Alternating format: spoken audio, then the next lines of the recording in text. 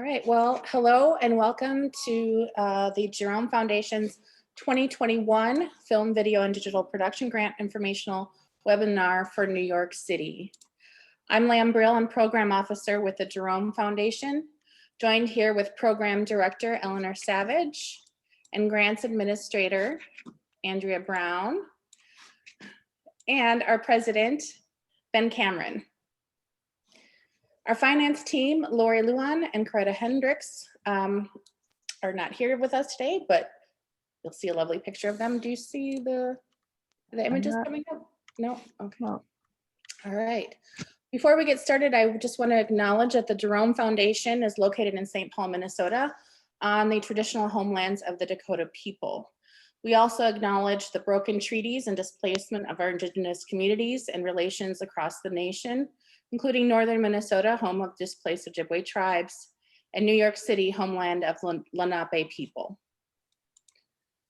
So we've got about an hour together today, and our agenda includes, we're going to share a bit about our founder, Jerome Hill, and the Jerome Foundation, provide an overview of the program, review the eligibility requirements, walk through the application, panelist criteria and selection process, and then we'll end with a Q&A.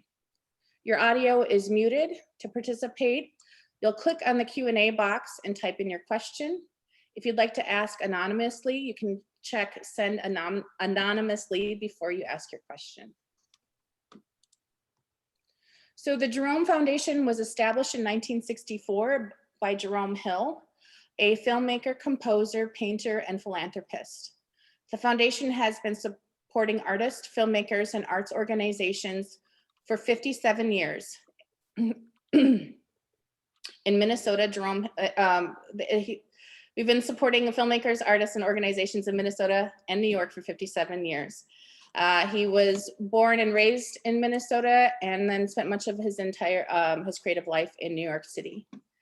Jerome started his film career by releasing 2 short films with Warner Brothers and won an Academy Award in 1957 for his documentary, Albert Schweitzer.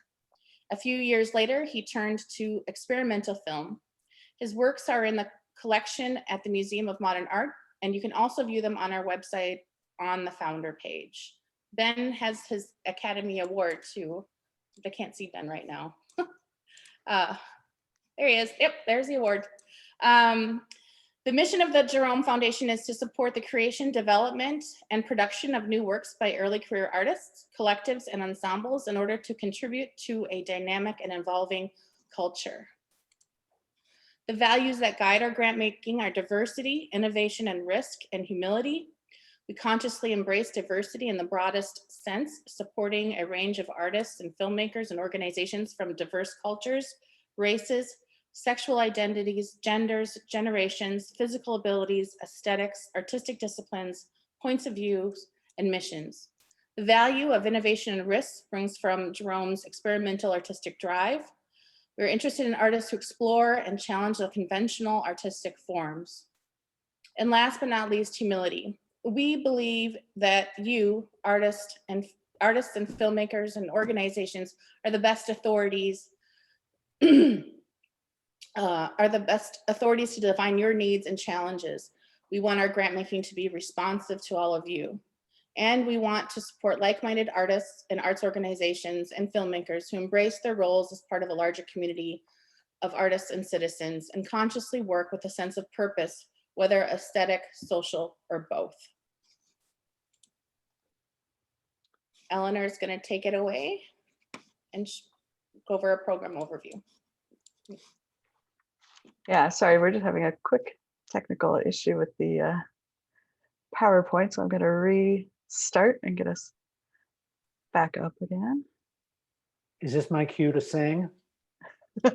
No. Hopefully not. Oh, Hopefully damn not. it. The PowerPoint came back. Damn it. I was ready.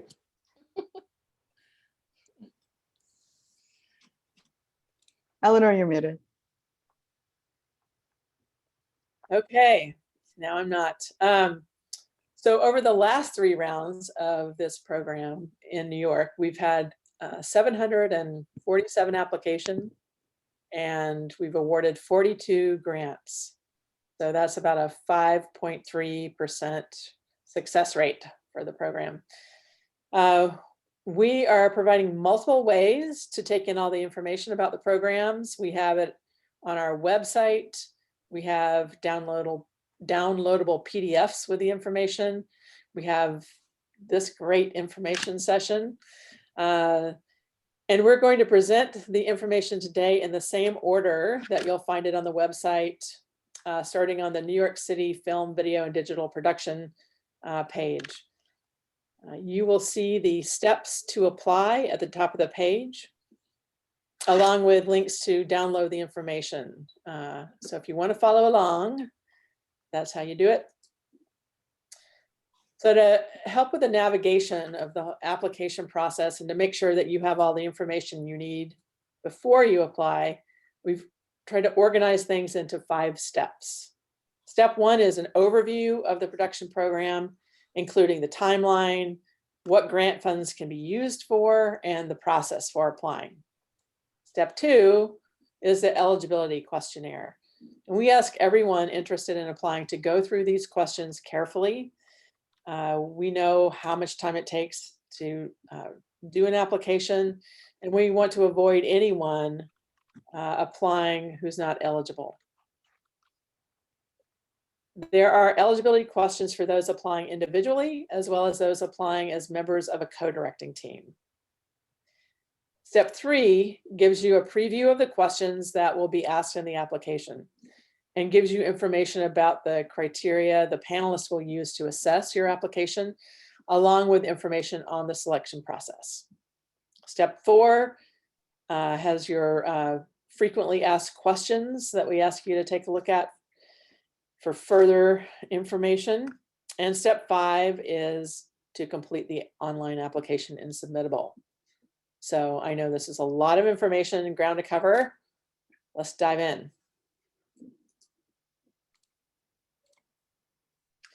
So this program provides grants of up to $30,000 for a specific project. The production grant supports film, video, and digital production directors who reside in New York City and work in genres of animation, documentary, experimental, and narrative, or a combination hybrid of these forms. The production grant has expanded this year to include all stages of production, covering pre-production, production, post-production, and distribution costs. Matching funds are not required. One thing to note, that this program does not fund retroactively. Only costs incurred after the grant is awarded and a grant contract signed will be supported. Individuals or co-directing teams may apply. Grants are awarded only to directors or individual members of a co-directing team, and funds will be issued only to individuals or single member LLCs. Applications may not be submitted by producers, fiscal sponsors, production companies, multi-member LLCs, or other organizations, including nonprofits. And you can only submit one application. Grantees must accept all funds between November 2021 and April 2023. The film, video, and digital production grant are only offered in alternating years. Applications after 2021 will not open again until 2023. Eleanor's going to go over eligibility. Okay, step 2, eligibility. And again, as I mentioned before, this is something we want you to carefully consider and spend some time with, just to avoid doing a lot of work and then only to not be eligible. In the overview, you'll find basic information on eligibility. We also strongly urge you to take that eligibility questionnaire. You want to first determine whether you or your co-directing team is eligible, and then next review what kind of activities are eligible for funding.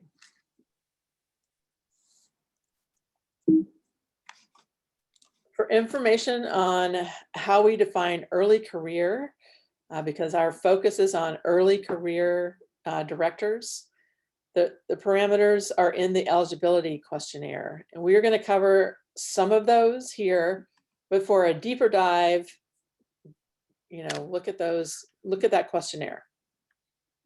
So early career filmmakers are typically in their 2nd to 10th year directing film, video, or digital projects, excluding time in a degree program. You must have at least 2 works that have been completed. Work that has screened only on an online screening platform is eligible as long as there has been a competitive selection process. Work that has been screened publicly only through your own platform or through uncurated sign up or first come, first serve formats is not eligible. Additionally, you have to have at least 1 work that has been supported by a presenting organization, such as a film festival or a screening series, or a funder for a project grant or either a foundation or federal, state, or local arts agency. Artists must not be enrolled in a degree granting program at the time of application or during the grant period. There is no requirement of a degree or formal education, but you can't be enrolled in a degree program. We also don't support tenured professors or the equivalent. So the 2 to 10 year spectrum of early career is framed by directors with some track record of creating and presenting full work, not beginning artists, and artists who are not at a point in their career where they receive consistent development and production opportunities or significant recognition, awards, and acclaim, so not mid-career or established artists. If you have more than 2 feature-length films completed, released, and in distribution, you'll be considered outside of the early career spectrum and not eligible for this program. So directors beyond 10 years in the field who want to discuss eligibility based on circumstances, whether personal or geographic, or on specific creative practice considerations, such as the scale of work or extended creative cycles to complete a single work, contact LAN before April 1st, 2021 to discuss eligibility in advance of submitting an application. The foundation does not consider age as a factor when determining early career status. Eligible filmmakers are those creating bold, innovative, and risk-taking new work that explores or challenges conventional artistic forms. Innovation and risk are Jerome Foundation values that reflect our interest in supporting artists from diverse backgrounds and experiences who are expanding and deepening ways of working, or asking questions and inspiring new ways of imagining. And if you've received a Jerome grant in the past, you must have your final report complete. If you're not sure, contact Andrea Brown, our grants and program manager, and ask your questions about your report status. Okay. We support both individual directors and co-directors. And the most common reason why applications are deemed ineligible is because applicants are unable to meet the minimum requirement for their body of work. If you're applying as an individual, you must have at least 2 sole directing credits for a film, video, or digital production project. Projects that are done as part of a co-directing team will not count toward your eligibility. 1 project must have been publicly screened and or supported by a funder and listed on your resume. These projects cannot have been commercials or industrial work where you did not have creative control or authorship. If you're applying as a co-directing team, all members of the co-directing team must meet all eligibility requirements. Co-director applicants must have credits on at least 2 completed film, video, or digital production projects that you co-directed together. And you must have 1 project that has been publicly screened and or supported by a funder listed on your resume. Again, projects completed individually or co-directed with anyone other than your current co-directing partner that you are applying with do not count towards your 2 minimum credits to meet eligibility. Projects done when team members are enrolled as a student will not count for eligibility. And again, no commercials or industrial work over which you do not have creative control or authorship. And again, you have to be, if you receive support, if you're a previous Jerome grantee, you have to be up to date on those reporting requirements. So let's switch now to the eligible projects. So we support new, short, episodic, or full-length film, video, or digital production work, either in the genres of animation, documentary, experimental, and narrative, or in a combination of these forms. We know many people are working in a hybrid way across these forms. The foundation has no preferences of subject matter or genre. There's no priorities over one over the other. Applicants are expected to demonstrate their experience and capacity for the proposed story or content. So depending on the subject matter, this may require that you demonstrate an understanding of or authentic relationship with the people or communities involved in the work, especially in the review of documentary proposals. Panelists are interested in the degree to which relationships with the film subjects or content has been developed. All stages of production are eligible, but projects that will not begin production within that 17-month time span of the grant, so between November 2021 and April 2023, you should apply in a future round. Ineligible projects include artists seeking support for installation, new media, games, or interactive work. We love this work, but we support it in other programs and it's not eligible for this program. Filmmakers applying for projects that have already received production grant support through this program are not eligible to apply again for this. Filmmakers working solely on commercial, industrial, informational, or music videos over which they do not have final creative control fall outside of the foundation priorities and are not eligible in this program or in any foundation program. Funds may be used for a variety of expenses in the pre-production, production, post-production, and new this year, distribution phases. For a list of sample activities in each category, take a look at that eligibility questionnaire.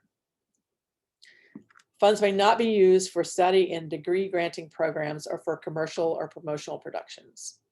And grant funds may not be used to cover costs already incurred. So any eligible spending must happen between that November 2021 and April 2023 period. All right, so that's eligibility in a nutshell. Step 3 takes you into detailed information about the application and the review process and criteria. And this is also where you'll find the link to the online application and submittable. So here's a screenshot of the application questions, review process, and selection criteria page. The purpose of this page is to allow you to see the questions in the application before you complete the online application and submittable, to connect the application questions to the review criteria used by the panel, and to define the review criteria that panelists will use, and also inform you about how the panel review process works. So you have to fill out and submit the application and submittable. There are links to the applications on the applications questions page. And if you have online access issues or other specific challenges in filling out an online application, contact Andrea by April 1 regarding alternative means of applying. And if you have any technical questions along the way, Andrea can help.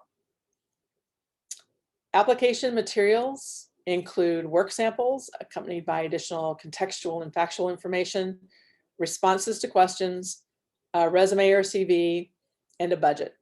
And so now we're going to go into each of those elements a little deeper. So application questions, work samples. Work samples are critical. All work samples must be work that you have conceived and generated as a director. We ask for Vimeo or YouTube links to the full work if possible, and trailers are not permitted. 2 work samples must be from completed versus a rough cut or work in progress work. You will identify 10 minutes total across both work samples for the panelists to watch. A third work sample is optional for those applicants who are submitting a work in progress of their project they're applying with. If you've started production on your project, we encourage you to include a work in progress sample. If you do this, you'll have up to 12 minutes total across all 3 samples. For each work sample, we ask for, again, the Vimeo or YouTube link and password if applicable, a description including the name of the work, the year completed, running time, where the work has been publicly screened, awards received, and grants received that supported this project if applicable, your role in the project, queue times for your work sample, keeping in mind those time limits, context for the work sample. Remember that people who don't know you or your work will be looking at the video clips and trying to assess the merit of your work. We give you the notes field to help panelists understand what they're looking at. You might, for example, write about how the scene you are choosing fits in the arc of the larger work, or if there's specific stylistic aspects of the work you want panelists to pay attention to. For the work in progress sample, you might note what work remains to be done. We also encourage you to look at the guidelines for further details on ineligible work sample types. Another element of the application is your responses to questions. The application is organized into sections based on the review criteria panelists use to evaluate your application. Artistic impact, artistic merit, impact, and feasibility. And we'll go into detail on all of these criteria in a little bit. Most of the questions require a written response and have suggested word limits. We strongly urge you to stay within the maximum length, as it does affect the panel experience of your application if you exceed that maximum length. While submittable does save your work as you go along, we recommend that you draft answers in a Word, Pages, or Google document, and then copy and paste your answers in. That way you have a track record on your word count, and then you don't have to accidentally worry about losing your work. In addition to the question, you'll find helpful information on the side, including topics you'll want to address in responding to the questions. One question in the application will allow for a video response. This question is, why do you identify as an early career filmmaker?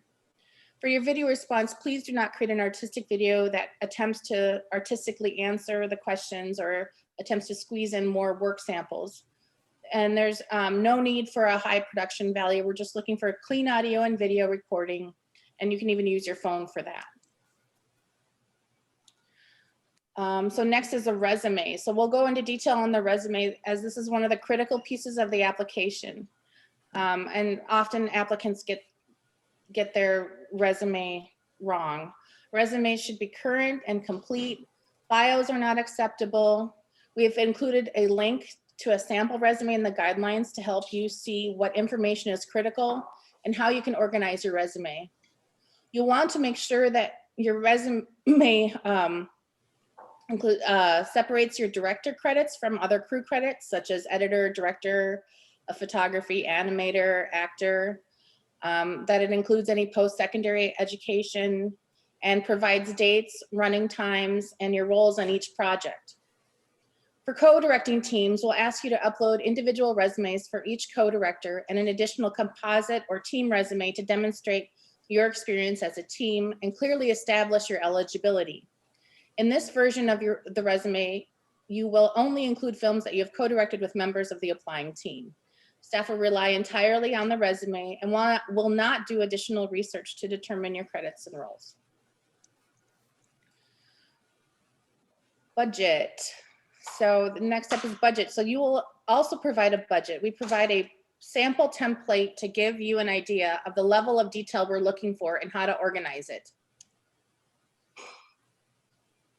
In their consideration, panelists consider the 3 criteria, which are directly related to the 3 sections of the application. Again, those are artistic merit, impact, and feasibility. In reaching the final roster of grantees, panels are charged to think not only of the ability of every finalist to meet each criterion strongly, but of recommending a cohort that collectively captures our values of diversity, innovation, and risk and humility. And again, we consciously embrace diversity in the broadest sense, including aesthetic, racial, gender, geographic, relative scale, and genre, among other factors. So the first review criteria is artistic merit. The following factors are all considered when assessing artistic merit, meaning both artistic achievement and artistic potential. Distinctive and authentic voice, bold and risk-taking approach, deepening or expanding the form of filmmaking, whether that's aesthetic or social experience, that technical proficiency, rigor, and a skillful level of craft and execution, effective and engaging use of structure, rhythm, aesthetic, cinematography to convey substance and meaning, creative, original, imaginative, and memorable content, and again, established relationships or connection to subjects and subject matter and audience. And again, that is in particular to documentary. The second criteria is impact. Panelists assess the potential impact of the project in terms of how it contributes to the artistic development and career of the director, as well as the director's and/or project's potential impact on the larger field of film and community. The panel will assess whether the director has a clear idea of the audience or community for the project and how to reach them. The application questions on timeliness and relevance, as well as the filmmaker's self-assessment of their work, will be used to assess this criterion. And finally, the third review criteria is feasibility. Panelists will assess whether the production timeline and budget are appropriate for the scope of the project. The level of planning around logistics, including but not limited to anticipated shooting schedule, identification of production team or collaborators, and viability of locations, and sources of additional potential and/or secured funding. And if the filmmaker has assembled team, are they capable of completing this project? Directors whose project represents an attempt to move into a new form should explain the reason of wanting to make this move, as well as their capacity to do so, by responding to this direct question in the application. You are also encouraged to use the work sample context field to explain how your work samples might be indicators of your ability to move into the proposed new form. So if you're a documentary filmmaker and you're interested in moving into animation, explain how you plan to do that and what work samples might help influence that move. Eleanor is going to go into the selection process. All right, so once you have submitted your application, here's what happens. First, it will be screened by program staff to ensure that you're eligible for the program that you're applying to and that the application is complete. And remember that we are relying on your resume and work samples to do this, and will not do additional research outside of what you've provided in the application. Next, the applications go to the panelists, and they review based on knowledge of based on the review criteria. And we select panelists for their knowledge of genres and forms represented in the applicant pool, and who represent a diversity of experience and identity. Panelists review the applications to determine who will be discussed in a full group panel meeting.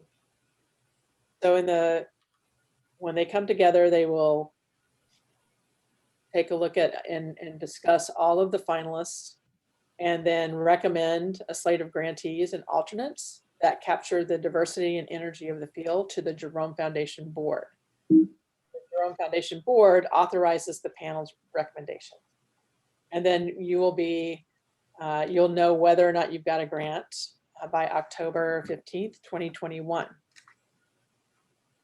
There are a few things that we want to note if you get a grant, if you become a grantee. We ask grantees to submit a progress report in every year in which the grant funds are received, and then to submit a complete final report when the project has been completed, or if it's abandoned. Grantees are ineligible to apply for additional support in this grant program until the final report is approved. And you can't substitute a different project other than the one that you apply with. Funds are awarded for this specific project as you describe it in the application. So any major changes to the nature or scope require discussion and have to be approved by Jerome staff in advance of you making those radical changes. And then last but not least, your grant is considered taxable income. So then we move to step 4, which is to review the frequently asked questions and you're attending the information session. So that's wonderful. We also have some additional sessions for you, that office hours Q&A that you can attend. And then on the overview page in the resources tab is where you'll find a post for the recording of today's webinar in case you want to revisit it. We will also have a series, as I just mentioned, of the office hours. And you'll see the Zoom link on this page to join those sessions. And you're welcome to contact us. Lan will help you with questions about eligibility or the program details. And Andrea is your contact if you have questions related to the applications or guidelines or technical mayhem. Speaking of technical mayhem, let's get into the application. So step 5 is to complete the application in Submittable. And again, you'll find the link to the application from the application overview. So if you click on that, this is kind of the landing page for Jerome on Submittable, and you'll select the New York City Film, Video, and Digital Production Grant. And if you don't have a Submittable account already, you'll be asked to create one at this point. So the application form itself is hopefully pretty straightforward. You'll enter in text, select options by radio button or checkbox, and upload files as needed. I do want to bring just a couple things to your attention. So you'll find in many cases these like red asterisks by fields. That means it's a required field and it needs to be completed before you can submit your application. So if you're trying to submit your application and it's not coming through, 95% of the time the issue there is that there's a required field along the way that you just missed. So if that's the case, Submittable will give you a warning saying, this field is required, and you fill it out, and then you can submit your application. At the very bottom of the application, I want to point a couple things out. One is a Save Draft button. So if you're kind of working on your application but want to step away and revisit it later, I just recommend you click to save your draft before you close out of your window. But you'll also see this auto save to your drafts message. So that means that kind of in the background, every 30 seconds or so, Submittable is saving your application as you go along. The other important button here is that big pink one at the bottom. That's the submit button when you're all set to go. And you'll see after you click that button, a success message on the other end. You'll also receive a confirmation email. And that's just to confirm that, yes, we have received your application. So just make sure that when you're done and you click that button, that you do see that success message pop up. It means that we've gotten your application on our side.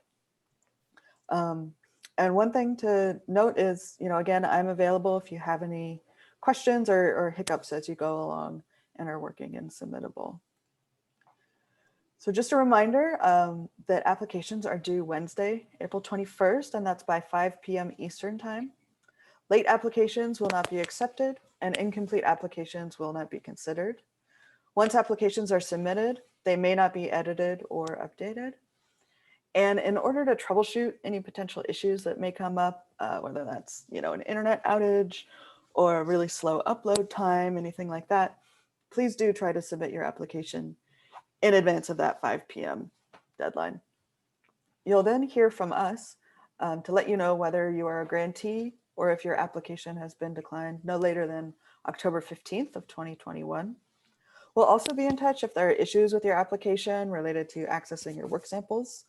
We don't want to disqualify you if, there's just a few characters on the end of your Vimeo link missing. So we will reach out, but please don't take any links down or change passwords on your Vimeo links, anything like that, until you've heard from us about your application, whether you're a grantee or a declination.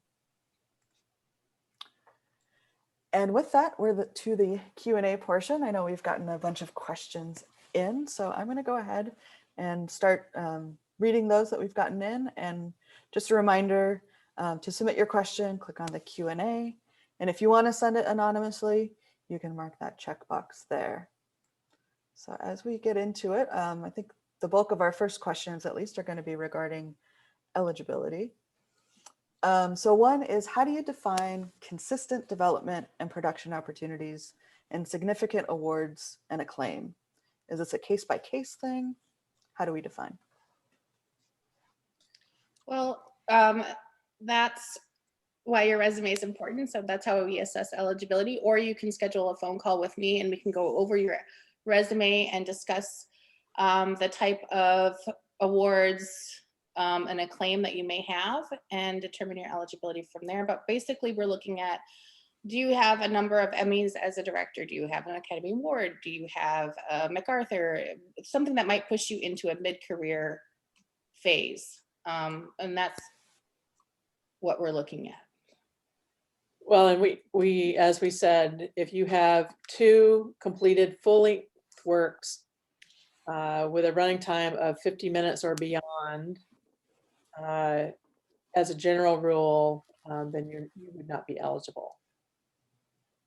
And then in the eligibility questionnaire, there's like 2 pages on this. So take a look at that, read through that carefully, and see much more expanded information on this. We have a question from a filmmaker who has 2 films in their experience. One is 72 minutes and the other is 9 minutes. Are they still eligible for this program with those running times? Yes. Another question, are adjunct professors eligible? Eleanor, you're great at answering this question. Am I? As long as you're not a tenured professor.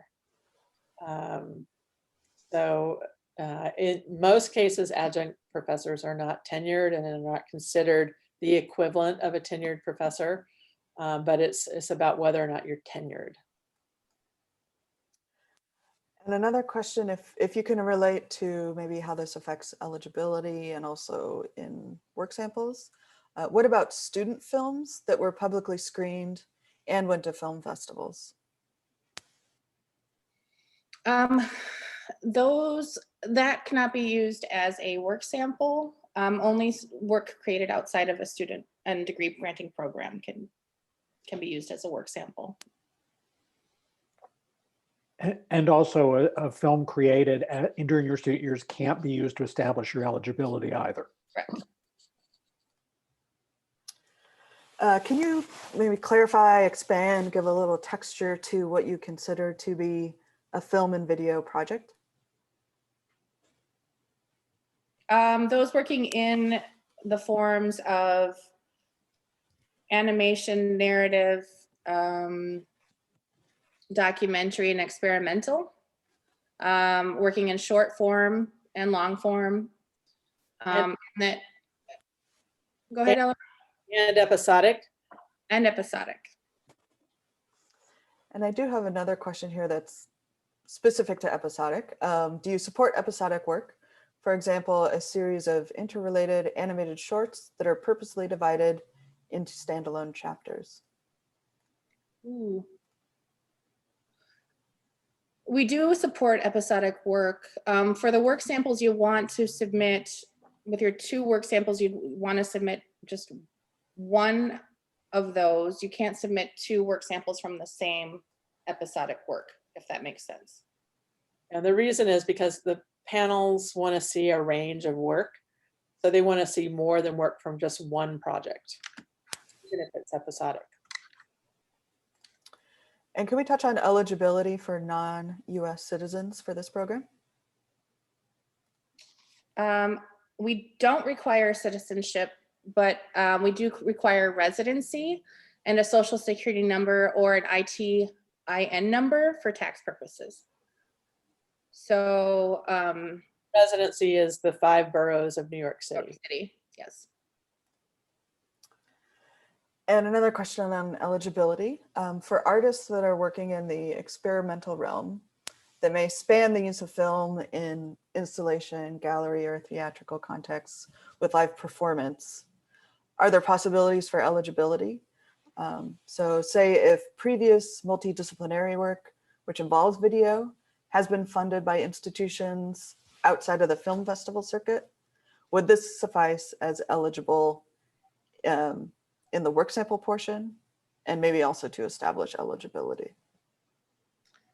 I would say give me a call and we can take a look at your resume and your work samples. I have had a few people that are working intersectionally and across multidisciplinary areas consider applying to the film program, but staff does do an eligibility check and screen of work that is submitted.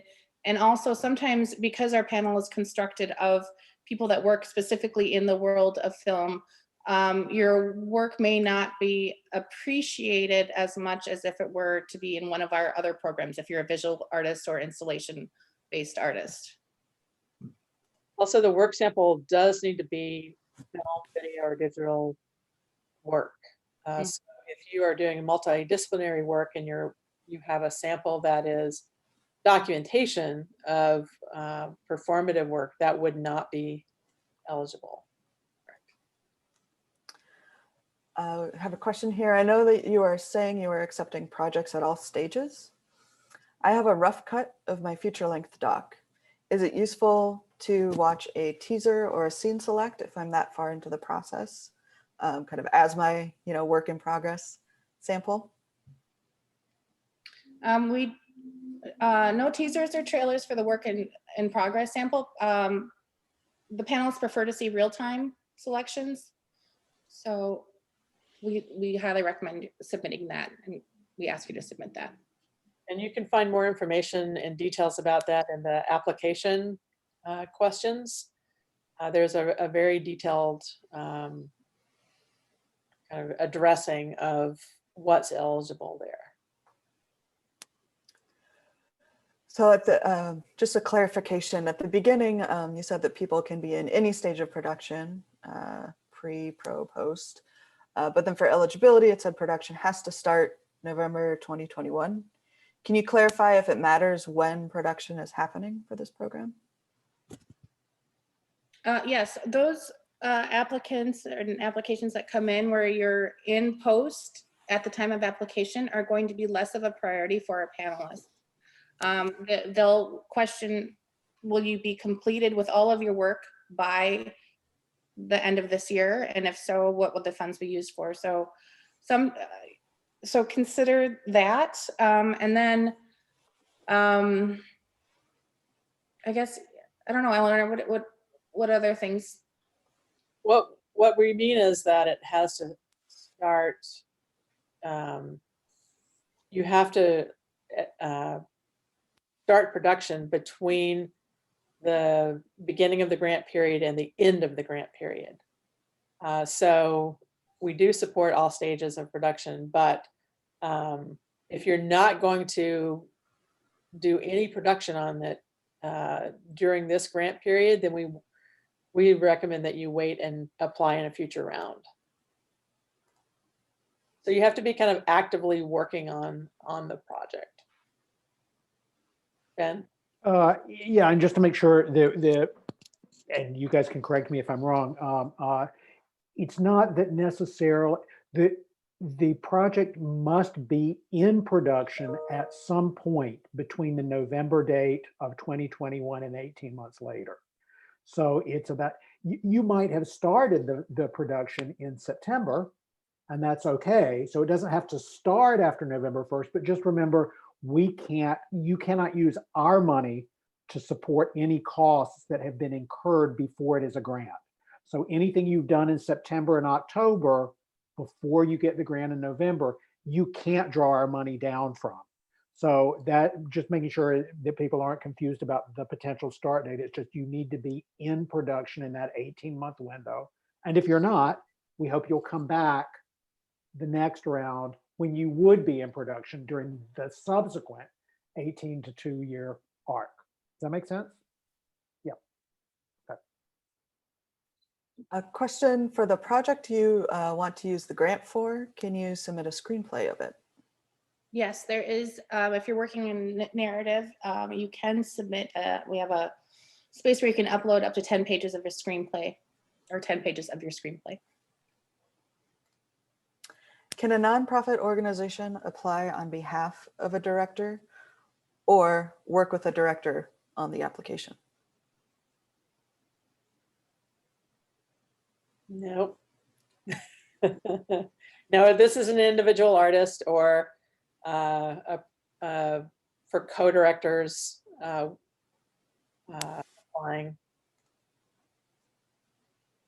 And just to acknowledge, we have a different cycle and a different application process and different timelines for organizations that are trying to get support to work with artists.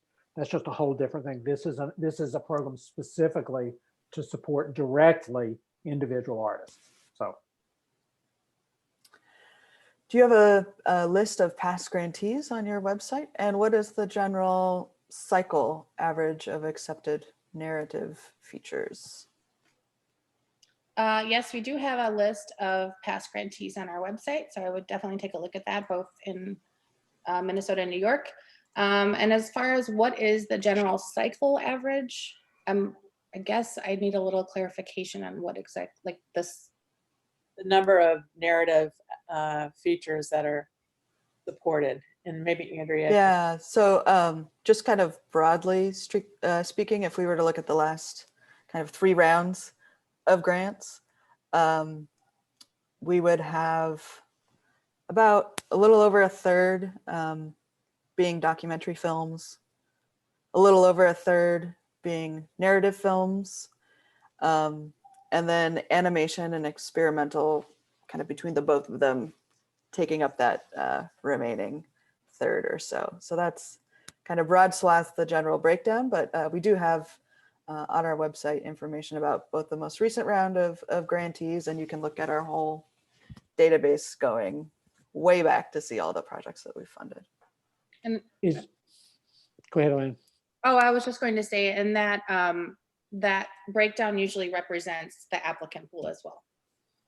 Number of Yeah, I was going to say that the applicant pool can change significantly from year to year, but unlike all panelists are asked to give their input and their support to all genres. So we don't, for example, prorate and say, oh, 25% of the applications were narrative this year, and therefore 25% of the grantees have to be narrative, like some foundations do. The result really reflects a larger diversity of the field and where the panelists have found the most compelling artists meeting the eligibility and criteria. We've got a question on kind of the early side of how we define early career and eligibility. So this person says, I have some funding to start shooting poetry films as a director, and will have a few under my belt before the application deadline, but those would be my first films. Am I too early? You may be too early. I guess I would schedule a call or email me, and I would be happy to take a look at your resume. But remember, if the minimum eligibility is you have to have 2 completed works, and one of those has to be supported either through a festival or an organization screening your work, or funded. So the application deadline is April. So between now and April, you'd have to accomplish those minimum requirements. Another question, given the given the uncertain nature of the pandemic, it's very hard to produce a reliable production schedule right now. Do we need to provide different timelines for our production that take COVID into account? For example, is it okay if we intend to be in production by fall 2021, but due to the pandemic, have to push it to 2022? How definite or certain does that kind of project stage and timeline have to be?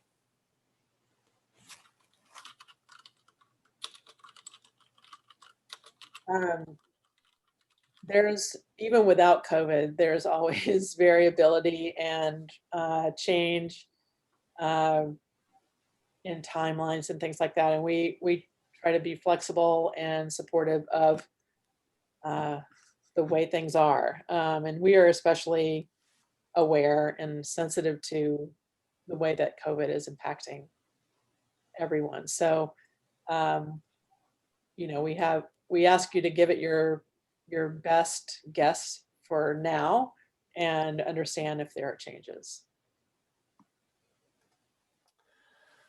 Someone has applied for the Artist Fellowship in the past, but has a specific animation project in mind for this grant.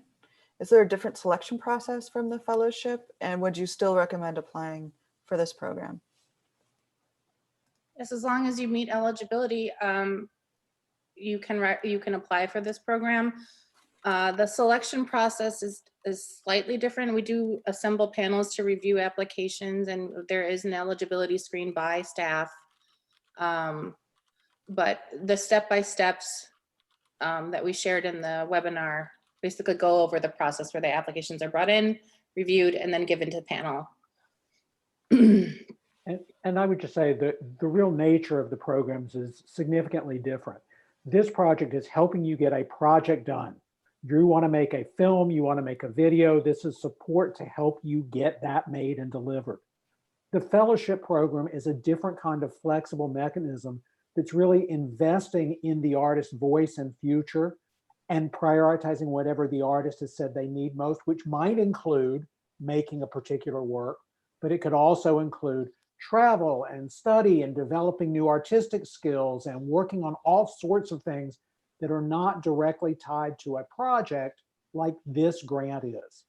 The only thing we specify is you can't do what's often called double dipping in grant terms. You can't use a project grant and a fellowship grant from us to pay for the exact same cost. So we do keep separate how you would use our money, but just want to really remind people that this we're talking about today is a project grant in a very different way than the fellowship is designed to be. A question here is this like a lotto where there will be only one filmmaker receiving the grant? How does that look?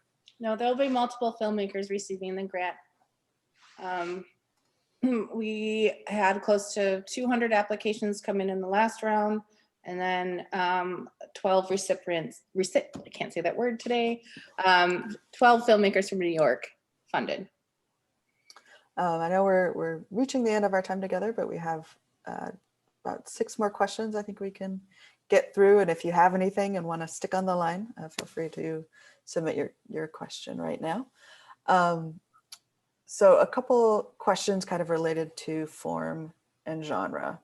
One is, I am planning to shoot a horror film on Long Island. Are genre films eligible? Yes, absolutely. And what about experimental video art, not experimental filmmaking? Yes. And in summary, just to be clear, the primary goal of this grant in a nutshell is for single channel films, videos aimed at a cinematic screening or distribution of some kind. Is this yes, no, maybe? Yes. Although, you know, there's some expanded space in there. I know that some filmmakers are creating work specifically for a community. And the goal isn't to, you know, get to Hollywood. So it's not about one route, but it's about multiple ways that artists are working within this form. A couple of related questions. Can you submit a treatment for this project? Is that enough, or do you also need to see the 10 pages of the script? And can I submit supplemental materials like a lookbook? We prefer that you did not send in a lookbook. The panels would prefer to see your work samples and just the 10 pages of script. And that's it. If you're doing narrative film. Yes. Script. If you are, there is an option if you're working in other forms to submit storyboard materials, or I think the list is a little more expanded than that, right, Lan?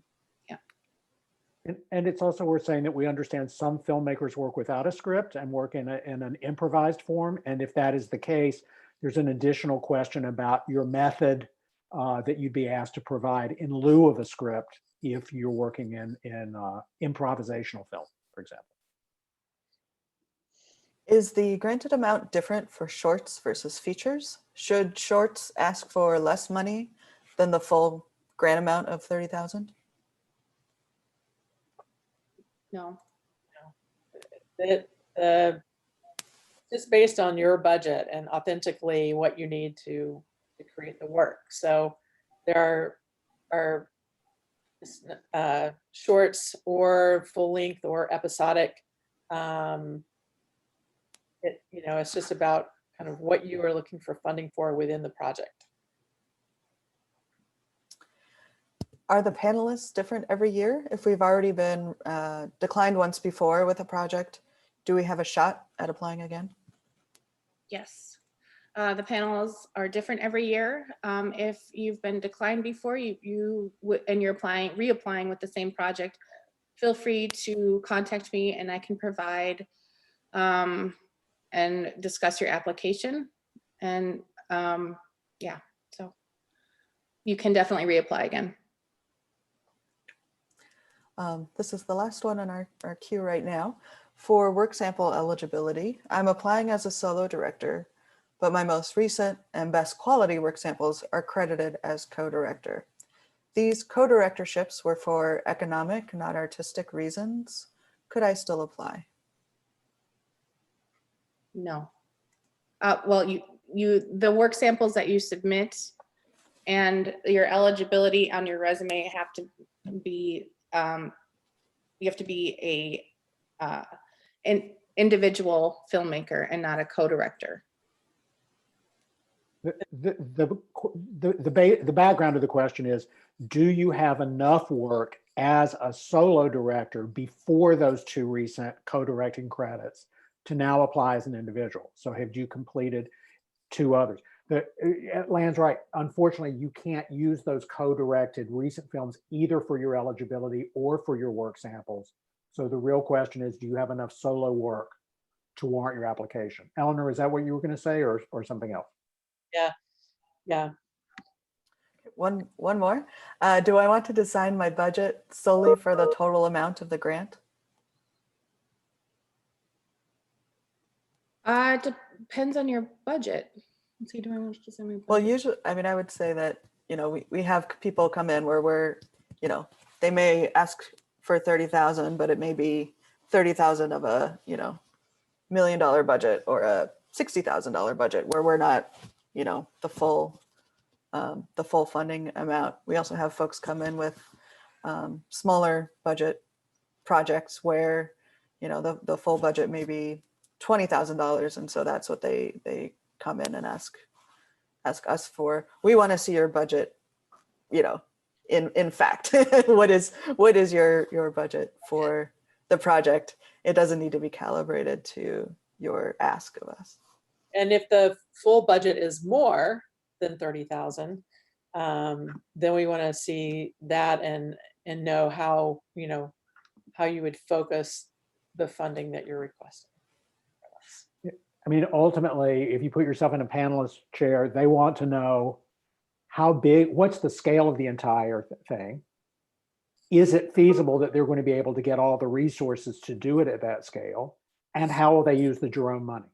So in a sense, what we're asking to see is the realistic scope or the scale of the project, but also within that, how you would want to use our funds. So it's a little bit of a two-sided vision, as you've said. We do not hesitate to fund fully, as you've said before, projects if they're $30,000 or under, but far more projects come to us with budgets bigger than 30,000 than the reverse. And that right on the dot of the end of our time together. We have no further questions in the queue. So just a reminder, if you do have questions come up like, oh man, I wish I would have asked this. That's when you get in touch with Lan or me on the technical side. And please take a look at the full materials. Like I said, we've kind of given you a high level view of things, but there's much more detailed information available. Great. Thanks everyone for joining us today, and happy Inauguration Day. Yay.